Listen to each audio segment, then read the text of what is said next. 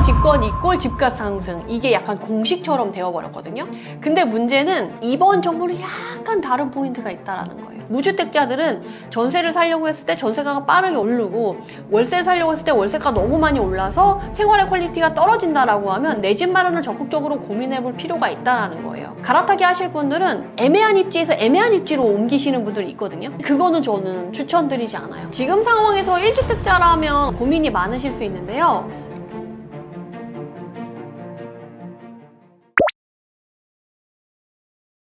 이번에 이재명 정부가 들어서면서 다들 걱정하시는 게 앞으로 어떻게 될 거냐 궁금해 하시는데요. 그러다 보니까 역대 정부 부동산 정책이 어땠는지, 그리고 집값의 변화는 어땠는지를 좀 확인해 보는 게 도움이 될 수 있어서 여러분들이 좀 궁금해 하실 수가 있는데요. 이제 노무현, 이명박, 박근혜, 문재인, 윤석열, 이제 이재명 정부까지 쭉 들어섰는데요. 사실 이번에 제가 이재명 대통령이 당선되고 이제 정부가 바뀌면서 이제 민주당이 집권하게 됐잖아요. 가장 많이 들었던 얘기는 이제 민주당이 집권을 하니까 집값이 상승할 거다라고 생각하세요. 그래서 제가 한 100명, 200명 모아놓은 강의장에서 강의를 해서 그렇게 생각하시는 분 손 들어보세요 라고 했을 때 거의 대부분 50%가 손을 드시는 편이에요. 대부분 그렇게 생각을 하고 계시다는 거죠. 왜냐하면 이전에 문재인 정부, 노무현 정부 때 민주당이 집권했을 때 집값이 너무 많이 올랐었거든요. 그래서 학습 효과로 민주당 집권 이꼴 집값 상승, 이게 약간 공식처럼 되어버렸거든요.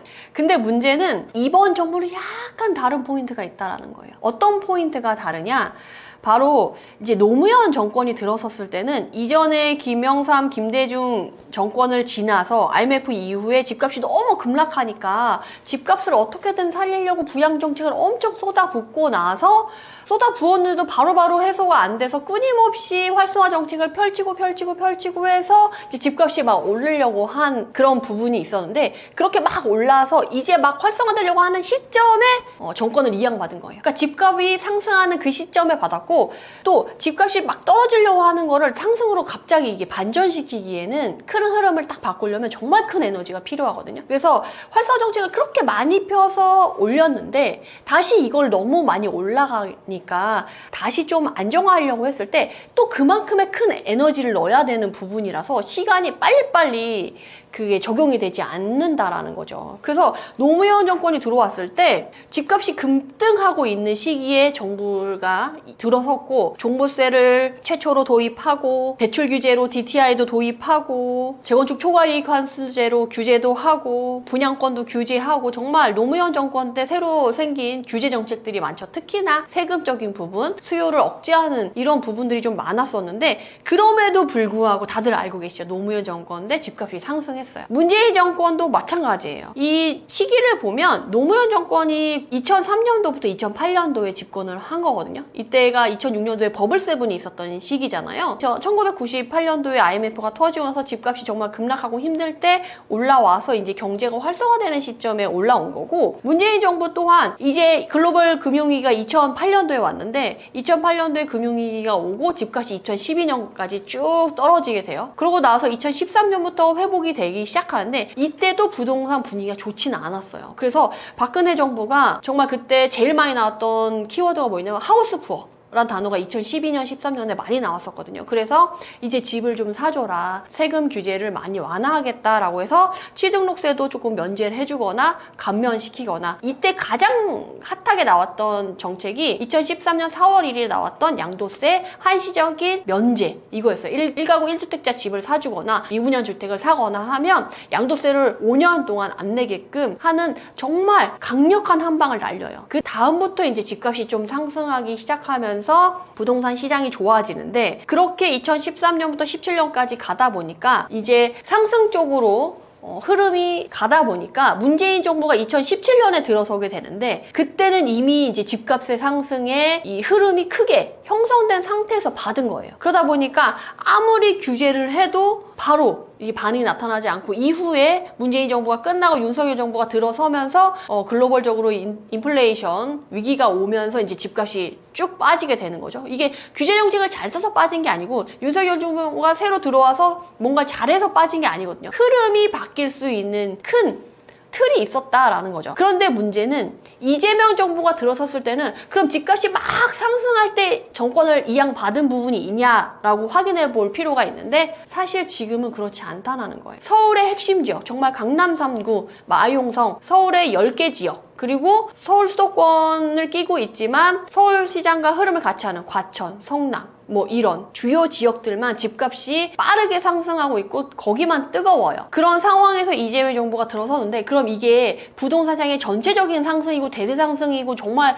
뜨거운 시장의 정보를 받았냐라고 하면 그건 아니라는 거예요. 지금 전체적으로 보면 전국적으로 지금 파란색이 하락하고 있는 지역이 훨씬 많아요. 서울, 세종, 울산 여기 3개만 지금 상승하는 분위기고 나머지는 다 하락하는 분위기가 유지되고 있는 상황이기 때문에 사실 서울 부동산만 얘기하면 상승이라고 하는 게 맞아요. 그렇지만 저는 지역 분석가로서 서울시장만 얘기하는 사람이 아니고 전국 부동산을 다 보고 있거든요. 전국 부동산 시장으로 봤을 때 지금은 하락장이 맞거든요. 일부 지역만 특징적으로 가고 있는 거예요. 우리가 주식도 봐봐요. 주식도 막 폭락하고 안 좋을 때 100개 있는 주식이 다 빠지는 게 아니고 그중에 한두 개는 상한가 치잖아요. 그래도 아무리 시장이 안 좋아도. 그런 것처럼 부동산도 마찬가지예요. 그리고 지금 우리나라 경제 구조상 돈을 가지고 있는 사람들은 꽤 있는데 주식이나 비트코인이나 부동산이나 지금 이 돈이 자금이 갈 때가 마땅치가 않아요. 다들 재테크라고 하면 사실 노후나 연금을 대비해서 준비를 해야 되는 게 맞잖아요. 그래서 본인들의 노후를 준비하려고 했을 때 투자를 할 수 있는 이런 자금이 갈 수 있는 데가 지금 딱히 없다라는 거예요. 주식도 그렇고. 특히나 주식 같은 경우는 24년에 봤을 때 정기예금 이자율보다 주식의 수익률이 더 낮았거든요. 그러니까 사람들이 한국 주식에는 크게 기대를 하지 않는 거예요. 그러다 보니까 부동산으로 눈을 돌릴 수밖에 없었고 최근에 비트코인도 조금 흔들렸었잖아요. 그래서 좀 안전자산, 특히 비트코인으로 돈 버신 분들도 안전자산으로 좀 부동산으로 가고 싶다라는 분위기가 있는데 부동산마저도 사실 쉽지 않으니까 핵심 지역으로만 거래가 몰리고 그 단지로만 쏠리다 보니까 거기만 집값이 급등을 하고 거래가 활성화되는 부분들이 있어요. 그래서 지금 이전에 역대 정부의 부동산 정책과 집값의 변화를 봤을 때 이재명 정부도 이전에 문재인이나 노무현 정부 때처럼 집값이 빠르게 상승할 거고 이렇게 갈 거다 라고 단정 짓기는 어려워요. 다만 여기서도 딱 잘라서 쉽게 말씀드리자면 지금 2023년도부터 2025년도까지 집값이 빠르게 상승했던 핵심 지역과 사람들의 선호도를 받을 수 있었던 사람들의 수요를 받을 수 있었던 지역과 단지들은 집값이 상승할 거예요. 이재명 정부에서도. 그거는 큰 흐름이 이미 정해진 거기 때문에. 그렇지만 이번에 흐름이 상승 분위기를 타지 않았던 지역들은 과연 집값이 상승할 거냐라고 장밋빛 미래만 생각하기에는 어렵다라는 거예요. 그래서 약간 지금 애매한 중간 입지에 있으신 분들이 궁금하실 수가 있는데요. 자급자족 도시라던가 직주 근접이라던가 교통 편의성에서 일자리로 가기 편한 지역들 그리고 가성비가 나오는 입지가 좋은 구축이라던가 준신축 같은 경우는 신축이 너무 많이 올라서 조금 수요가 다시 번지는 분위기이기 때문에 가격 상승의 분위기가 확인이 된다라고 하면 그 흐름을 따라갈 가능성이 높다라고 보시는 게 맞고요. 아직도 분위기가 너무 안 좋다라고 하면 향후 이재명 정부가 들어섰을 때라도 그렇게 확연히 확 반전되듯이 정말 좋아질 걸 기대하기는 쉽지 않다라고 보시는 게 맞을 것 같습니다. 사실 지금 부동산 정책에서 무주택자들이 고려할 건 없으실 것 같아요. 오히려 아직 다주택자들이 규제가 많은 상황이에요. 손발이 다 묶여 있어요. 그래서 똑같은 집을 사더라도 무주택자가 사는 거랑 다주택자가 사는 거랑 크게 차이가 날 수밖에 없는 상황이거든요. 우선 취등록세만 보더라도 다주택자는 12%를 내고 사야 되고 무주택자분들은 1에서 3% 또 가격대에 따라서 좀 달라질 수 있지만 6억 이하의 집을 산다고 하면 1에서 3%의 취등록세만 내면 돼요. 그러면 상대적으로 세금 차이가 벌써 9% 이상 차이가 나는 거잖아요. 그렇게 보았을 때 무주택자는 이득이라는 거예요. 그리고 향후의 부동산 정책은 어때요? 현행을 유지하면서 세금이 무거워질 거다라고 해서 당장 다주택자들은 움직일 수가 없거든요. 그러면 무주택자들이 그 혜택을 이용하려고 했을 때 공급 가문 입슈가 앞으로 3년 동안은 유지될 거예요.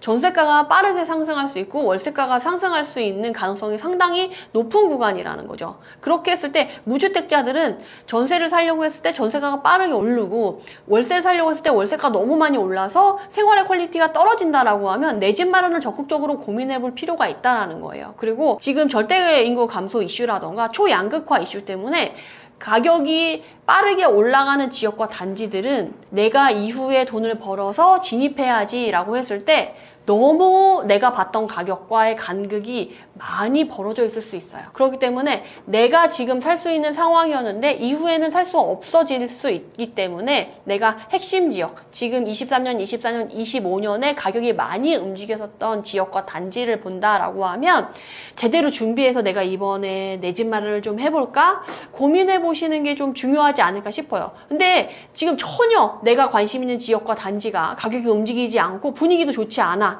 그러신 분들은 그냥 전세랑 월세로 거주하시는 게 더 유리할 수도 있어요. 그래서 내가 지금 관심 있어 하고 내 집 마련을 하려고 하는 데가 어떤 곳이냐, 그리고 내가 실제로 지금 거주하는 데가 어떤 분위기냐에 따라서 다르게 움직이실 필요가 있겠다 라는 걸 좀 말씀을 드리고요. 매매가는 움직이지 않는데 전세가랑 월세가만 움직일 수도 있거든요. 그래서 여러분들이 지금 집값이 오르는지, 전세가가 오르는지, 월세가가 오르는지 지금 당장 한번 오늘 임장을 한번 나가보셔가지고 현장을 확인해 보시는 게 무엇보다 중요하다라고 말씀드릴 수가 있겠습니다.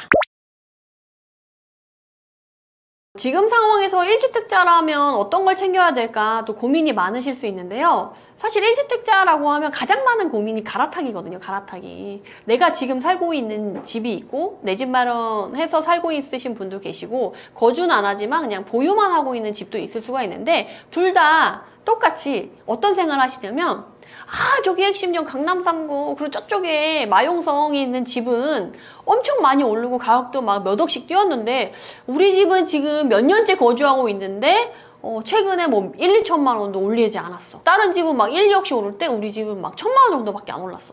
그러면 사실 속상하거든요. 그래서 조금 더 자산이 상승할 수 있는 집으로 좀 옮기고 싶다. 조금 더 좋은 환경으로 아이들도 키우고 싶고 이사 가고 싶다. 고민하실 수가 있는데요. 이분들에게 좀 말씀을 드리려고 한다면 사실 시기를 한번 놓쳤다라고 좀 말씀드릴 수 있을 것 같아요. 토지거래 허가구역 해제 재지정 됐을 때 서울 강남 3구나 마용성뿐만 아니라 주변에 이제 입지가 좀 더 낮은 구역까지 에너지가 좀 퍼져왔었거든요. 그래서 이때 본인의 집을 팔고 그 돈을 가지고 이제 새로운 집, 상급지로 좀 이전을 했어야 되는데 지금 만약에 내가 살고 있는 집을 팔려고 했을 때 에너지가 작고 이제 줄어들었기 때문에 팔려고 해도 팔 수 없는 상황에 놓여 있을 집들이 많아요. 내가 지금 실거래가가 만약에 5억인데 5억에 내놨어. 근데도 집을 사겠다라고 하는 사람들이 집 보러 오지 않는 그런 분위기가 형성될 수가 있거든요. 왜냐면 토지거래 허가구역 해제 재지정 됐을 때 그때가 2025년 2월 3월이었잖아요. 거래량이 2배, 3배로 늘어났었어요. 근데 지금은 그 거래량이 반토막이 됐거든요. 그래서 그 연평균 거래량에서 한 서울은 5만 건 정도가 거래되고 월평균 거래량으로 봤을 때는 5천 건 정도 거래가 되거든요. 지금은 4천 건 정도밖에 거래가 안 돼요. 2, 3월에는 막 9천 건, 8천 건 이렇게 거래가 됐거든요. 그러니까 거래량이 얼마나 줄었는지 아시겠죠? 그래서 내가 갖고 있는 집을 좋은 가격에 팔고 상급지로 갔을 때 좀 더 돈을 조금만 보태서 갈 수 있게끔 가고 싶은데 문제는 내가 팔고 싶은 집은 싸게 팔아야 될 것 같고 내가 가고 싶은 집은 더 비싸게 줘야 되는 분위기가 지금 형성되어 있어서 갈아타기 하시는 분들이 막상 갈아타기 하려고 했을 때 현실적으로 쉽지 않다, 불가능하다라고 느낄 수가 있어요. 그래서 시기를 좀 번갈아서 여러분들이 나눠서 생각하실 필요가 있어요. 그래서 부동산 분위기가 좋을 때 내 집을 좋은 가격에 팔 수 있는지 없는지 확인하는 게 너무 중요하고요. 그리고 내가 이 집을 팔고 나서 갈 집이 또 얼마나 올랐는지를 확인하는 게 좋아요. 그래서 내가 그 전에 계약금을 미리 준비해 놓고 있다가 만약에 우리 집이 안 팔렸을 경우에 좋은 가격에 팔 수 없을 경우 전세를 놓고 일시적 1가구 2주택 특례법에 의해서 비과세 세금 혜택을 받으면서 상급지로 덜 올랐을 때 올라타는 게 무엇보다 유리한 전략일 수 있거든요. 근데 문제는 기존의 집이 팔리지 않은 상태에서 상급지로는 절대 이전할 수 없는 자산의 규모이실 수가 있어요. 내 자금의 여력이. 그런 분들은 이 전략을 쓰시면 안 되죠. 그래서 갈아타기가 지금 시즌에서는 쉽지 않은 시기다라고 말씀을 드릴 수가 있을 것 같아요. 그래서 이후에 제가 만약에 내가 갈아타기 한다 라고 하시면 급하게 하실 필요 없으시고요. 좀 자금을 좀 모아놓고 좀 여유있게 좀 지켜보시고, 이후에 변수가 워낙 많아요. 그래서 그 변수가 있으면 당연히 중간중간 흔들릴 수밖에 없거든요. 그래서 조금 장기적인 플랜을 가지고 여러분들이 시장을 바라보시는 게 지금 무엇보다 중요하지 않을까 싶습니다. 그리고 갈아타기 하실 분들은 그 같은 지역에서 애매한 입지에서 애매한 입지로 옮기시는 분들이 있거든요. 근데 그거는 저는 추천드리지 않아요. 정말 누가 봐도 상급지라고 인식이 되는 그런 갈아타기라고 하면 그런 리스크나 이런 걸 좀 감당하면서 준비를 할 때도 보람이 있을 텐데, 애매하게 갈아타기를 하시는 분들은 차라리 리스크만 더 커지고 필요 비용만 버릴 수 있기 때문에 그거는 추천하지 않는다라고 말씀드릴 수가 있겠습니다. 그럼 다주택자분들 지금 떨고 계신 분들 좀 많으실 텐데요. 이재명 정부 들어서고 나서 이제 거대 여당이자 민주당의 후보인 이재명 대통령이 당선이 되고 나서 이제 다주택자들은 세금 때문에 어떻게 되냐 지금 떨고 계신 분들이 많으실 거예요. 물론 이제 당선되고 나서 현행 세금을 유지하겠다, 그리고 세금을 크게 뭐 늘리지 않겠다, 최소화하겠다라고 얘기가 나왔지만, 솔직히 다주택자 입장에서는 그러니까 확실시 되기 전까지는 불안할 수밖에 없는 상황이거든요. 솔직히 당선되기 전과 후가 같을 거라고 기대하기는 쉽지 않을 수도 있는 부분이 있기 때문에 다주택자분들 지금 마음 너무 힘드실 것 같아요. 그래서 그런 분들에게 제가 조언을 드린다면 현금 확보하셔라. 그리고 지금 앞으로 이재명 대통령도 현행 세금을 더 올리거나 하진 않겠다, 유지하겠다라고 했지만 딱 집어서 얘기했어요. 다주택자 그리고 부동산으로 수익을 내신 분들은 그냥 세금 내면 된다, 내가 그걸로 규제하진 않겠다라고 했던 건 그냥 세금을 내라는 얘기예요. 규제를 안 하겠다라는 게 아니고요. 그냥 다주택자 하고 싶은 분들은 그냥 세금을 많이 내라, 이런 얘기거든요. 그래서 현금 확보를 하셔야 될 것 같고, 그리고 다주택자를 유지하는 건 앞으로도 계속 힘들 수밖에 없다. 게다가 임대차 입법도 만약 혹시나 수정이 되고 많은 것들이 변수가 있기 때문에 그런 변수들이 다 적용이 된다라고 하면 오히려 주택을 많이 갖고 있는 게 자산을 깎아먹는, 세금 먹는 하마가 될 수 있기 때문에 지금 차츰차츰 수익이 크게 나지 않는 애매한 물건들은 정리를 하시는 게 맞겠다. 집값이 떨어져가지고 손해인데요, 앞으로 세금이 더 큰 손해를 불러일으킬 수 있기 때문에, 그러니까 내가 감당할 수 있을 정도의 손해다라고 하면 차라리 이참에 좀 정리하는 게 오히려 유리할 수 있겠다라고 저는 생각이 들어요. 그래서 지금 포트폴리오 점검 다주택자분들에게 너무 중요하고요. 주택수를 줄이려고 하는 노력 너무 중요하고, 그리고 다주택자분들의 이런 출구 전략, 이번 정부에서 살아남기 위한 하나의 전략을 말씀드린다라고 하면, 지금 갖고 있는 주택을 전세나 갭투자로 많이 보유하지 마시고요. 좀 월세로 바꾸려고 하는 노력을 하시는 게 좋을 것 같아요. 내가 현금을 들고 있는 것도 중요하지만 현금 흐름을 만들어 놓는다고 하면 월세 수익으로 세금을 감당하면서 버티기가 가능하실 수가 있거든요. 그래서 내가 너무 손해를 많이 봐서 도저히 팔 수가 없다. 근데 그런 집들은 월세화해서 현금 흐름을 만든 다음에 그걸로 이제 세금을 감당하면서 이제 그 시기를 버틸 수도 있어요. 그래서 그거는 본인의 성향, 본인의 생각, 본인의 자산 상태, 그리고 자금 운용 상태에 따라서 너무나 달라지는 거라서 여러분들이 포트폴리오를 점검하셔가지고 전체적으로 좀 장기 플랜을 세우고 준비를 하시는 게 무엇보다 중요한 시기다라고 말씀드릴 수 있을 것 같아요. 그래서 본격적인 부동산 정책이 나오고, 그리고 이후에 방향성이 정해지기 이전에 지금 발빠르게 움직이시는 게 무엇보다 중요하다 강조드리고 싶습니다.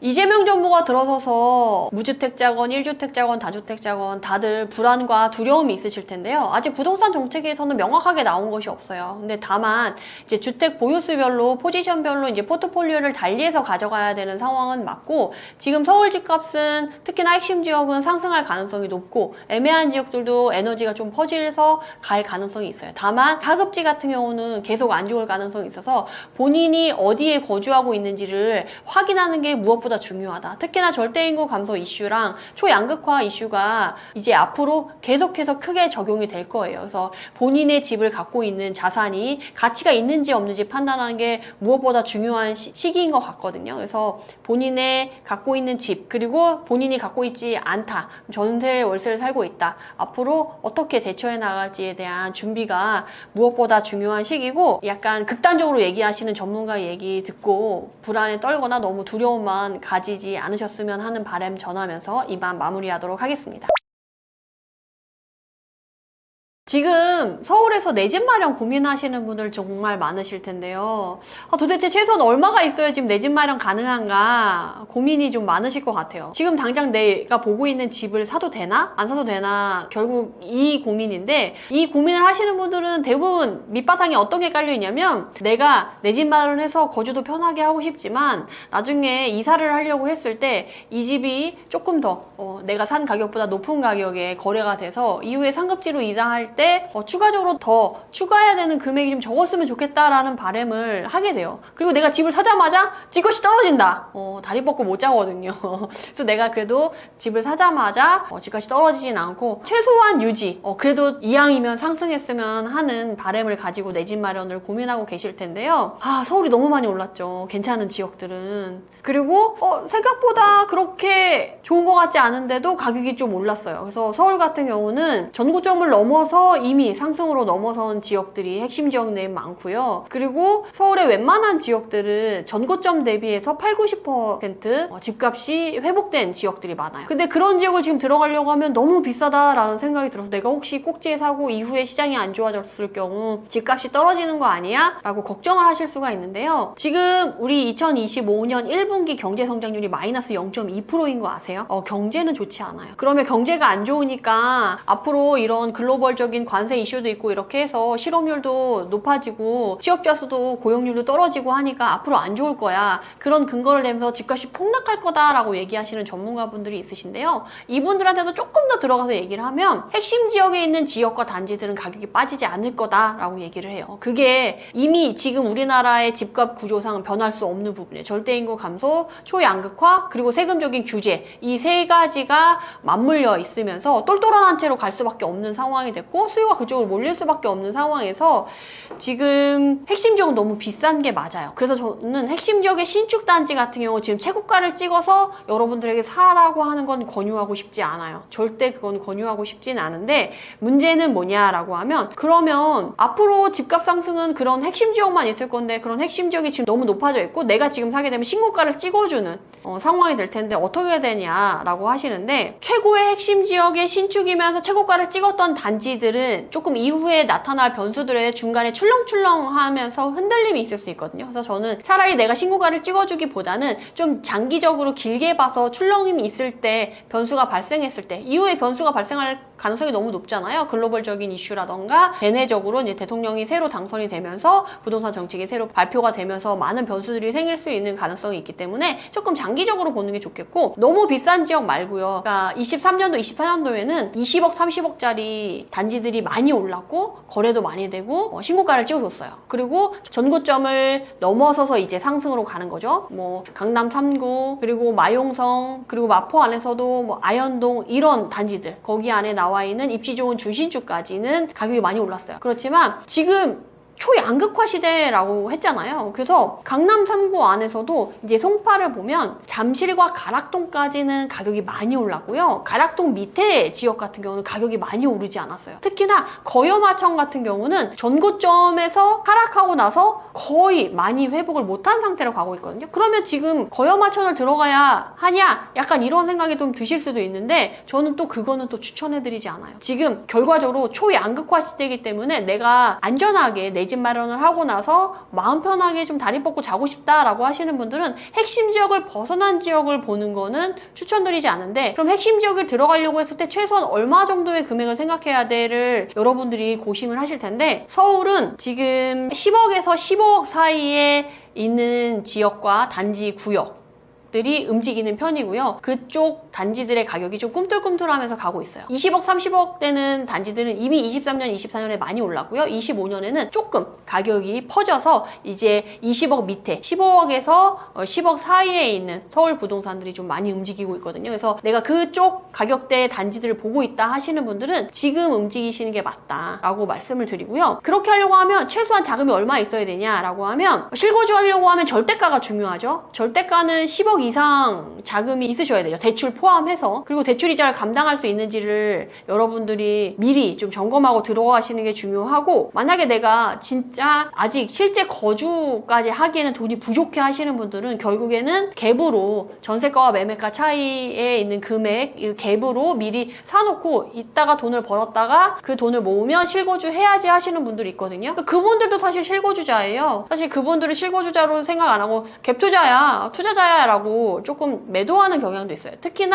대출 규제가 또 그런 분들이 있거든요. 집을 사자마자 들어가서 사는 게 아니라 전세를 놓고 이후에 들어가겠다 하는 사람들한테는 대출이 나오지가 않아요. 바로 전세자금 대출이 나오지 않거든요. 그래서 그런 분들은 실거주자로 좀 인정을 해줬으면 좋겠는데 실거주자로 인정도 안 해주네 라고 속상하실 수가 있는데, 그럼에도 불구하고 내가 실거주 할 만큼의 자금이 안 된다 그러면 갭으로, 전세가와 매매가 차이에 있는 투자금으로 먼저 들어갈 수 있는 집을 찾아보는 것도 너무 중요하다라고 말씀을 드릴 수가 있겠어요. 그러면 그 금액이 어느 정도 되냐? 강남, 지금 서울 부동산 시장에서 가치가 있으면서 접근하기 좋은 가격대는 10억대 이상의 단지들, 그리고 입지가 좋으면서 교통편 라인에 있으면서 준신축이나 신축에 한해서 그렇고요. 완전 구축은 아직까지는 조금 조심하실 필요는 있다라고 말씀드릴 수 있고, 만약에 내가 실거주를 할 거다 그럼 10억대, 그리고 내가 만약에 당장 실거주는 못하지만 갭으로 미리 사놓고 싶다라고 하시는 분들은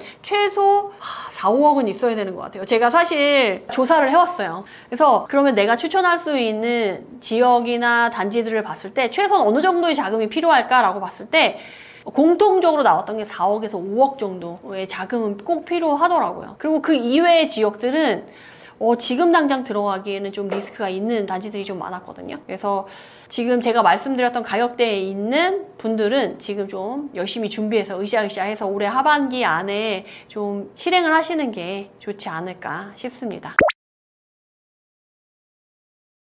지금 서울에서 내 집 마련 갈아타기 고민하시는 분들이 있으실 텐데, 제가 앞선 질문에서 서울에서 내 집 마련 갈아타기 하려고 했을 때 자금이 얼마나 필요하냐, 어느 가격대가 움직이기 좋냐라고 했을 때 제가 절대가는 10억 이상, 그리고 내가 실제 지금 실거주는 못하지만 우선 미리 집을 사놓고 싶다라고 했을 때 최소한 4, 5억 정도의 자금이 있으신 분들이 서울 부동산에서 지금 움직일 수 있다라고 말씀을 드렸는데, 이렇게만 말씀을 드리면 딱히 딱 와닿지 않거든요. 지역과 단지 얘기가 나와야지 좀 이해도가 있기 때문에 예시를 한번 들어드리도록 하겠습니다. 지금 제가 똑같은 10억이다 라고 하면, 이전에 막 파주 운정신도시 GTX-A 개통된다고 했을 때 파주 운정신도시 신축도 10억 간다라는 얘기가 있었거든요. 이전엔 그렇게 나왔었어요. 근데 저는 그 얘기를 딱 듣고 나서 무슨 생각을 했었냐면 10억이면 파주 운정보다는 차라리 송파를 가야지, 저는 그런 생각이 들었어요. 특히나 지금 절대인구 감소 이슈랑 초양극화를 그 큰 틀에서 벗어나서 생각하는 건 절대 불가능한 시기인데, 그렇게 봤을 때 그러면 최소한 강남 3구 안에 들어갈 수 있어 라고 하면 누가 봐도 이게 더 낫겠다라는 생각을 하실 수밖에 없어요. 그래서 제가 그 중에서도 강남 3구에서 그나마 서울에 진입했을 때 강남 3구의 숨은 역할을 하는 송파구를 예시를 들어서 말씀드릴게요. 최근에 이 잠실동이랑 신촌동이 잠실이냐 안 잠실이냐로 사실 송파가 많이 갈렸었는데, 최근에는 헬리오시티가 들어오고 둔촌동 올림픽 파크포레온이 들어오면서 그 선이 잠실에서 약간 가락동까지 쭉 내려와 있어요. 그러다 보니까 어때요? 그 가락동과 잠실 사이에 있는 단지들이 당연히 눈에 띌 수밖에 없거든요. 그 단지들의 가격을 보면 생각보다 그렇게 비싸지 않아요. 물론 헬리오시티 20억, 잠실 막 20억, 30억 이렇게 나오는데 여기는 10억대 단지들이 꽤 아직도 남아있거든요. 그러니까 저는 이후에 올림픽 파크포레온 들어가고 그 옆에 있는 이 올림픽 기자선수촌이 개발이 된다라고 하면 장기적으로는 이제 여기도 18년차가 돼 가기 때문에 이제 신축이 몰려서 개발이 되는, 원래 송파의 부촌인 올림픽 공원을 싸고 있는 단지들 주변으로 급지가 재편성될 수 있다라고 보거든요. 그래서 그 급지가 이제 가락동까지 내려왔을 때 그 중간에 위치한 여기 단지들, 이 구역들이 상당히 좀 좋다라고 보여져요. 여기에서 보면 지금 10억대 전후로 돼 있거나 아니면 15억 전후로 형성된 단지들이 많은데, 여기 안에서 이제 평형을 작게 가져가거나 적절히 단지들을 옮겨 타면서 여러분들이 여기서 내 집 마련이나 갈아타기를 고민해봐도 나쁘지 않지 않겠나, 저는 약간 이런 생각이 들더라고요. 그래서 지금 10억대 이상, 15억 전후로 보고 계신다면 레미안 송파파인탁 같은 경우 여기 안에서는 약간 준신축 단지로 선호도가 높은 단지 중에 하나예요. 그래서 매매 전세 이렇게 보면 그 갭이 지금 10억이잖아요. 지금 실제 거주할 수는 없어서 나는 갭으로 미리 사놓고 싶어 라고 했을 때 지금 여기는 10억 정도의 돈이 필요한 거고 실제 거주를 하려면 17억이 필요한 거잖아요. 이거 너무 부담스러워 못 가 라고 하면 조금 더 밑으로 내려오는 거죠. 그래서 가락우성 1차 같은 경우는 지금 평형대도 신혼부부가 충분히 거주할 수 있을 만한 19평이고, 다만 문제는 뭐냐면 여기는 전세가가 낮게 형성되어 있어서 매매가에 비해 전세가가 좀 낮게 형성되어 있어요. 그래도 갭이 한 6억 정도 되죠. 그래서 이런 식으로 여러분들이 실제 거주할 거냐 아닐 거냐, 재건축 아파트냐 아니면 전세가가 높은 단지 중에 좀 찾아볼 거냐 라는 식으로 해서 이제 10억에서 한 15억 전후, 15억에서 이제 15억 전후 가격으로 여러분들이, 그리고 갭이 5억 이상 되신다, 자금이 5억 이상 된다라고 하면 여기 구역을 조금 추천드리고 싶다. 그래서 잘 찾아보시면 좋은 단지를 찾으실 수 있을 거예요. 근데 문제는 지금 시장 현장에 가보면 어떤 얘기 듣냐면 다 호가가 많이 붙었을 거예요. 지금 기대감이 엄청 크거든요, 서울 부동산 상승에 대해서. 그래서 지금 이 호가를 붙여서 내가 그러면 따라가서 타야 되냐, 사야 되냐라고 했을 때 저는 그건 아니라고 봐요. 이후에 충분히 변수가 있을 거다라고 했잖아요. 그래서 그 변수에 활용해서 출렁임이 있을 때 들어가면 되거든요. 그리고 개인적으로 개인 사정으로 인해서 뭐 양도세 때문에, 세금적인 문제 때문에 호가보다 조금 낮은 가격으로 급매로 나오는 단지들이 중간중간에 톡톡 튀어나올 수가 있거든요. 그래서 실제로 내 집 마련하거나 갈아타기 하시려고 매물을 알아보시는 분들 중에 대부분이 지금 나 집 살 거야 하고 딱 나가서 나와 있는 매물 중에 고르실 수가 있는데요. 그렇게 하지 마시고 최소한 2, 3개월 정도는 매물 추이를 지켜보면서 내가 원하는 조건에 맞는 물건이 나올 때까지 기다려보시는 것도 너무 좋아요. 그래서 여러분들에게 그거 추천을 드리면서 여기 추천 구역 이렇게 하나 말씀드리도록 하겠습니다. 지금 똘똘한 채 위험하다라는 얘기 좀 많이 들어보셨을 거예요. 왜냐하면 지금 서울 너무 많이 올랐거든요. 뭐 강남 3구 반포 70억을 찍어내 어쨌네 막 얘기가 나왔잖아요. 실제로 반포 레미안 원베일리가 70억을 찍은 게 맞아요. 30평대가. 그래서 충격적이죠. 그렇게 했을 때 내가 70억을 그럼 더 주고 사야 되냐라고 했을 때 그건 위험해요. 반포 원베일리 이런 거 70억 따라가는 건 너무 위험해요. 여기서 여러분들이 나눠야 될 건 이제 돈의 가치가 크게 중요하지 않은 분들이 있거든요. 내가 한 1,000억 갖고 있어, 뭐 1조 갖고 있어. 그런데 원베일리 70억짜리 30평대 사는 거 그분들한테 크게 중요하지 않아요, 그 가격이. 근데 우리는 아니잖아요. 그러니까 약간 우리와 다른 세상에 있는 단지의 지역을 보는 거는 맞지 않고, 내가 서울 시장과 흐름을 같이 하면서 수요와 흐름을 같이 하는 지역에서 집을 알아본다라고 한다면 충분히 지금 서울은 지켜봐야 될 것 같고, 26년도가 지나면 오히려 전세가뿐만 아니라 매매가가 올라갈 가능성이, 핵심 지역 안에서 지금 실거주자들이 선호하는 조건을 갖고 있는 구역과 단지들 같은 경우는 충분히 올라갈 가능성이 더 높기 때문에 저는 지금 보는 게 맞다라고 봐요. 그렇게 했을 때 지금 그러면 서울시장과 흐름을 같이 하고, 그리고 실수요자들이 선택하는 단지들, 지역들, 구역들은 어디냐라고 했을 때 첫 번째가요, 지금 하락을 겪고 상승하는 와중에 가장 사람들의 하방 압력을 덜 받으면서 회복이 됐을 때도 속도가 빠르게 회복했었던 단지, 그리고 가격이 많이 올랐던 단지들은요, 첫 번째 직주 근접. 직주 근접이 안 돼. 그러면 교통 편의성, 교통이 좋아서 출퇴근하기 너무 좋아 라고 하는 지역. 그리고 세 번째 역세권, 그리고 네 번째 신축. 물론 얼죽신이라고 해서 신축이면 다 갔던 시기가 있었어요. 근데 그거는 아주 짧고요. 그 이후에 신축 중에서도 오히려 가격이 떨어지고 지금 안 좋은 데가 있어요. 그래서 이전에 얼죽신 트렌드가 막 올라왔을 때 나홀로 아파트나 입지가 떨어지는 그냥 신축만 보고 가셨던 분들은 지금 가격이 좀 떨어져서 힘들어 하시는 분들이 꽤 되시거든요. 그래서 이후에 물론 신축 트렌드가 계속 갈 가능성이 있지만 이제는 신축 중에서도 입지를 나눠서 충분히 가치가 있는 단지들만 계속 갈 수 있기 때문에 그거를 알아보는 게 너무 중요하다. 그래서 똘똘한 한 채가 위험하다라고 하지만 그 똘똘한 한 채 안에서도요, 어나더 레벨로 정말 큰 부를 갖고 있는 재벌가 지자체들이 보는 단지 빼고는요, 나머지 지역들은 흐름을 같이 해서 갈 텐데, 그런 흐름을 같이 하는 지역과 단지들은 이후에 서울은 3년 동안의 공급 부족이 이미 명확하게 나와 있기 때문에 가격이 상승할 가능성이 있다. 다만 한 번도 흔들리지 않고 쭉 계속 오르냐라고 하면 그거는 아니다라는 거예요. 그렇기 때문에 이후에 변수가 충분히 많을 수 있기 때문에 출렁임이 있을 때 시장을 계속 보면서 그 타이밍을 잡아서 들어가는 게 무엇보다 중요하다라고 말씀드릴 수가 있겠어요.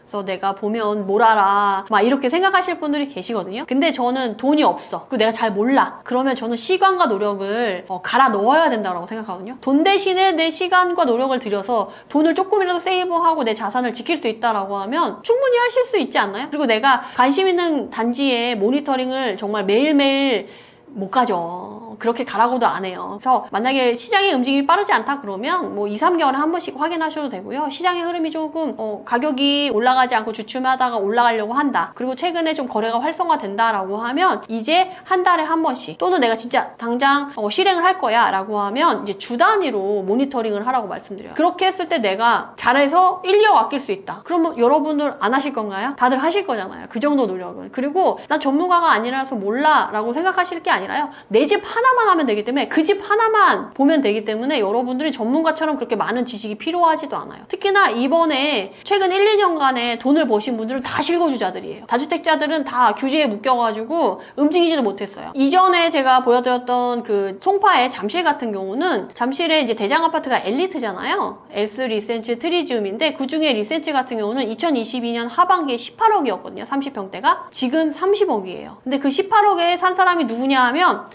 전문가거나 고수이거나 투자자가 아니고요, 실거주자였어요. 거기에 전세 사시는 분들, 거기 전세 오래 사셨던 분들이 집값이 막 떨어지고 자이언트 스텝 밟으면서 금리 올라간다라고 해도 여기 이 집이 18억 밑으로는 절대 안 떨어지지, 그럴 리가 없어, 더 떨어져도 그 정도는 내가 감당할 수 있어 라고 전세 살면서 이 단지에 대해 관심을 꾸준히 가지고 가격에 대한 확신을 갖고 있는 사람들이 그 18억의 가격을 샀거든요. 그분은 딱 두 분이었어요. 내가 그 행운의 2명 안에 들어가고 싶다라고 하면 그만큼의 노력을 들이시라는 거예요. 그래서 그 가격에 확신을 가질 수 있게 준비를 하시고, 여러분들이 이 똘똘한 채 위험하다라는 이 말에 매몰돼서 아무것도 안 하고 그냥 텔레비만 보고 핸드폰만 보면서 시간을 보내시지는 않으셨으면 좋겠다라고 말씀드릴 수가 있겠습니다. 서울에서 부동산 매매하실 때 첫 번째, 세금. 중요해요. 무주택자든 1주택자든 다주택자든 중요한 게, 세금적인 부분이 앞으로 어떻게 부과될지는 정확하게 알 수가 없거든요. 그래서 무주택자나 1주택자는 뭐 내 집 하나인데 뭐 세금 걱정할 필요 있어 라고 생각할 수가 있는데, 세금이 재산세도 내고요, 기본적으로 내야 될 세금들이 있어요. 그래서 가치가 없는 부동산을 보유했을 시 오히려 집값이 떨어지게 되면 세금을 조금 내더라도 오히려 세금을 많이 내는 것과 같은 효과가 날 수가 있거든요. 그러니까 세금적인 부분과 함께 가치 있는 부동산을 사야 된다라는 거를 말씀을 드리고, 그것과 함께 매매를 하게 되면 필연적으로 필요 비용이 발생할 수밖에 없어요. 취등록세라던가 부동산 중개비라던가 이렇게 들어가는, 기본적으로 들어가는 비용이 있는데, 특히나 서울 부동산을 사게 되면 거의 10억 이상이 될 가능성이 높잖아요. 그러면 중개비나 이사비나 그리고 취등록세만 해도 몇백, 몇천이 당연히 들어가게 돼요. 그렇기 때문에 내가 매매를 할 때 빈번하게 거래하지 않겠다라는 생각을 가지고 이번에 확실하게 제대로 된 거, 가치 있는 거 똘똘한 채 마련하겠다라고 생각하고 준비하시는 게 맞고요. 그리고 서울은 무조건 좀 장기 보유할 생각하시고 매매를 하시는 게 중요하다라고 말씀드릴 수가 있겠어요. 그래서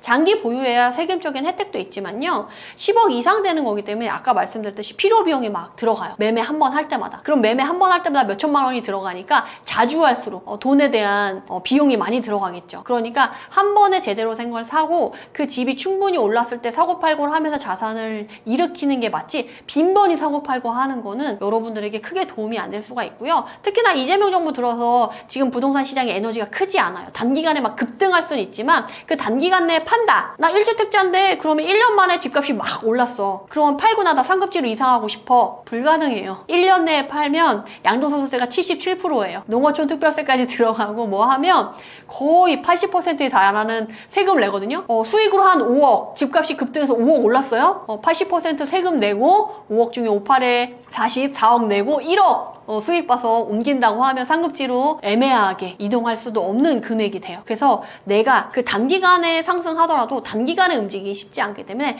장기 보유하면서 안정적으로 가져갈 집을 보는 게 무엇보다 중요하다라고 말씀드리고 싶습니다. 부동산을 거래하실 때 어떻게 흥정을 하느냐에 따라서 여러분들이 정말 돈을 많이 아낄 수가 있는데요. 콩나물 100원, 200원, 1000원 깎는 것보다 부동산 매매 시 흥정 잘 하시는 게 너무 좋아요. 흥정 한번 제대로 하면요. 정말 적게는 100만 원, 조금 중간이면 1000만 원, 많게는 억 단위까지도 흥정이 되거든요. 그래서 흥정 노하우 너무 중요한데 어떻게 흥정하시냐? 부동산 매매할 때는 다급한 사람이 무조건 지는 게임이에요. 그래서 금매가 있다. 나 이거 금매 너무 사고 싶은데? 라고 했을 때 한 번 더 시장 상황에 따라서 금매니까 급한 사람이 누구예요? 파는 사람이거든요. 원래 파는 사람은 더 많이 받고 싶어 하지 금매로 싸게 내놓고 싶어 하지 않은데 금매로 내놨다는 건 그만큼 다급하다라는 거예요. 그러니까 거기서 조금 한 번 더 베팅을 해볼 수가 있어요. 만약에 5억에 나왔다 금매로. 근데 내가 한 1000만 원, 2000만 원 더 깎아주시면 계약금 바로 쏘겠다 확신이 있을 때 얘기를 하면 당연히 깎아줄 수밖에 없는 상황이 되거든요. 그래서 이런 식으로 누가 다급하냐, 그리고 지금 시장 상황상 베팅을 한번 해볼 수 있는 시장이냐 아니냐를 판가름하셔가지고 한번 베팅을 해보시길 추천을 드릴게요. 그래서 다급한 사람이 지는 게임이다라는 거, 흥정을 어떻게 잘하느냐에 따라 좀 달라진다 라는 거를 말씀드릴 수가 있겠고, 제가 강의를 이렇게 나가보면 수강생분들한테 물어봐요. 어떻게 본인이 집을 팔려고 하는데 내가 너무 팔아야 될 세금적인 문제가 있어서 너무 팔고 싶어서 내놨다. 근데 집을 사러 온 사람이 이만큼 깎아주면 바로 살 테니까 깎아줘라고 했을 때 어떻게 하시겠냐라고 하면 100이면 100명이 다 오케이를 하셨거든요. 이런 식으로 바로 여러분들이 다급한 사람이 이걸 받아들일 수밖에 없는 상황이 있고요. 그리고 내가 가고 싶은 관심 지역에 급매물을 빠르게 계약하는 법, 다들 궁금해하실 수가 있는데요. 급매물을 어떻게 빠르게 계약하냐? 사실 여기서는 함정이 있어요. 부동산 사장님이 가면 다 급매물이라 그래. 마침 잘 알았어. 다들 들어보셨죠? 운이 좋네. 정말 좋은 시간에 왔어. 마침 좋은 물건이 정말 싸게 나왔거든 하면서 얘기를 하시거든요. 아닐 수 있습니다. 오늘 처음 본 사람이거든요. 그 사람이 갑자기 나한테 급매물 좋은 걸 준다? 그럴 리가 없어요. 세상은 그렇게 호락호락하지 않아요. 그래서 급매물이 맞는지 확인하는 거 너무 중요하고, 실제로 확인해봤을 때 급매물이다 라고 하면 어떻게 빠르게 계약하냐? 등기부등본 보시고요. 어쨌든 화자가 없는지 확인을 하신 다음에 사장님한테 원하는 조건을 맞춰서 이제 계약금을 거는 게 빠르게 계약하는 건데요. 사실 이런 식으로 내가 부동산에 처음 갔는데 정말 좋은 물건을 받을 수 있다. 이거는 정말 쉽지 않아요. 그래서 본인이 급매물을 길목에서 기다리고 있는 게 가장 빠르게 선점하는 방법이에요. 그래서 그렇게 하려면 어떻게 하냐면 본인이 관심 있는 단지를 미리 정해놓고 그 주변 부동산을 쫙 도는 거예요. 쫙 돌고 나서 내가 어느 가격에 어느 조건이면 사겠다라는 걸 딱 정해놓고 다시 부동산에 가서 그 조건들을 확연하게 부동산 사장님들한테 말씀을 드리는 거예요. 그래서 그런 조건에 좋은 매물이 나왔을 때 나한테 제일 먼저 전화를 할 수 있게끔 부동산 사장님한테 가서 이쁜이가 되는 거죠. 부동산 사장님한테 이쁜이라고 하면 얼굴이 예쁘게 생겨야 되나? 아니고요. 부동산 사장님한테 이쁜이는 거래를 할 것 같은 사람, 나한테 수수료를 줄 것 같은 사람이 제일 예쁜이에요. 그러니까 난 요런 조건에 맞춰준다, 이런 매물이 나왔다, 그럼 무조건 계약할 거니까, 거래할 거니까 나한테 바로 물건을 주세요 라고 확실하게 인지시켜 놓는 게 급매물을 가장 빠르게 선점하는 방법이다 라고 말씀드릴 수가 있겠습니다. 그리고 최적의 매도 타이밍, 그리고 갈아타기 타이밍은요, 사실은 본인이 자산이 있냐 없냐에 따라 좀 달라질 수 있을 것 같아요. 본인이 이제 자산이 있는 상태에서 갈아타기를 할 거면 상급지 매물을 먼저 잡아놓고 본인이 살고 있는 집은 천천히 상황이 좋을 때 파는 게 좋은데, 사실 그러기가 쉽지가 않죠. 그래서 그런 건 자산에 따라서 좀 판단을 하시길 추천을 드리고, 최적의 매도 타이밍은 성수기, 그리고 거래가 활발해졌을 시기가 가장 좋아요. 그래서 사실은 공포에 사서 시장이 활발할 때 잔치에 팔으란 얘기 많이 들어보셨을 거예요. 그래서 그게 진짜 맞아요. 공포의 시기에 내가 좋은 가격에 사가지고요. 이번에 토지거래 허가구역 해제 재지정되면서 한바탕 또 부동산 거래 잔치가 벌어지긴 했었잖아요. 그때 매도를 했으면 그 자리에서도 계약서 쓰러 온 사람한테도 5천만 원, 몇천만 원을 올려서 오히려 팔 수 있는 좋은 타이밍이었어요. 그래서 매도 타이밍은 오히려 분위기가 활발할 때 파는 게 맞다. 그렇게 해서 이전에 있었던 그런 거래가 활발하게 되고 매수자 우위 시장이 아니라 매도자 우위 시장이 됐을 때 그 타이밍을 잡는 거를 미리 좀 시장의 흐름을 볼 수 있게끔 공부를 해 놓으시면 너무 좋을 것 같습니다. 이제 대선이 끝나고 이재명 대통령이 당선되고 나서 앞으로 어떻게 부동산이 갈까 궁금하신 분들 많으실 텐데요. 굳이 두려움과 불안함을 키우실 필요는 없고요. 본인이 준비한 대로 가시면 좋을 것 같아요. 사실 지금 스트레스성 DSR 3단계가 7월부터 시작된다라고 해가지고 지금 마음 조급하신 분들 되게 많으신 걸로 알고 있고, 서울 집값 너무 많이 올라갔는데 난 너무 늦은 거 아닌가? 이러다 내 집 마련 못할 것 같아 라고 해서 마음이 조급해지시는 분들 많으실 텐데요. 지금 부동산 시장의 흐름 그렇게 빠른 거 아니에요. 지금부터 차근차근 준비하셔가지고 열심히 가시면 좋겠고요. 그렇게 했을 때 내가 기회를 찾으려고 한다라고 하면 부동산 시장의 흐름 그리고 지역에 대해서 얼마나 아느냐가 큰 힘이 되실 수가 있거든요. 정말 아는 것이 힘이다 아니고 아는 것이 돈이다 라고 말씀드릴 수가 있는데, 그러니까 떠먹여주는 TV에서 말씀드리는 내용도 숙지해 보시고요. 추가로도 더 깊이 있고 더 넓은 지역을 다양하게 알고 싶다 하시는 분들은 이 메디테라의 힐링 재테크 저 채널도 있으니까 저희 채널 오셔서 많은 시청해 주시고 구독과 좋아요도 해주시면 너무 감사하겠습니다.